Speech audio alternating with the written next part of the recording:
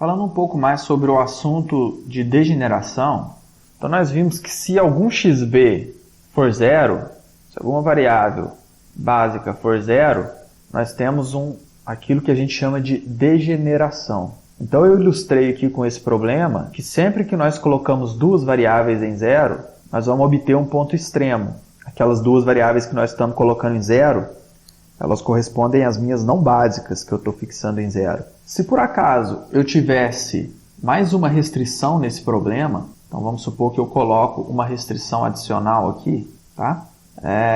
Vamos imaginar que essa é a restrição, algum coeficiente A1x1 mais A2x2 menor ou igual a um B qualquer. Para colocar isso aqui na forma de igualdade, eu vou adicionar uma nova variável artificial, que seria o meu x5, para igualar esse B. Então essa é a minha nova restrição. Eu sei que eu estou em cima dela, exatamente em cima dela, quando o meu x5 for zero. Reparem agora o seguinte, se eu construir a minha base usando como variáveis não básicas as variáveis 3 e 4, eu obtenho esse ponto.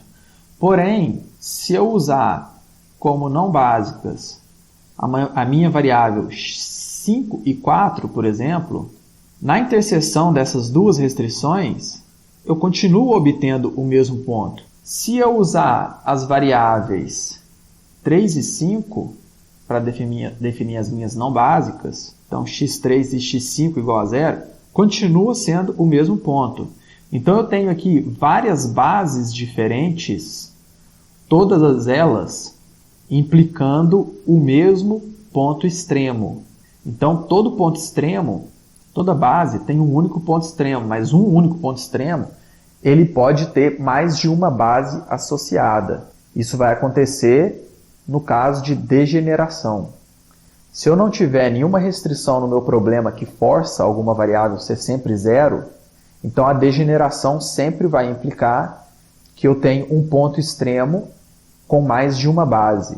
O problema que isso pode causar é que o método simplex, como ele caminha mudando de base, se o meu problema for degenerado, ele pode ciclar, andando sempre no mesmo conjunto de bases correspondentes a uma solução.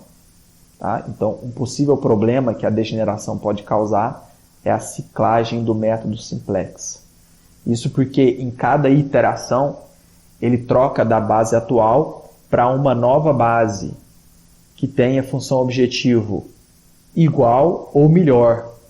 Às vezes ele pode trocar para uma base que tenha objetivo igual. E quando ele faz isso, ele pode acabar voltando a uma base onde ele já passou. E aí o método entra em loop. Isso é um caso extremamente raro de acontecer, mas pode acontecer. As implementações modernas elas têm que ter mecanismos, e existem mecanismos para garantir que isso nunca vai acontecer.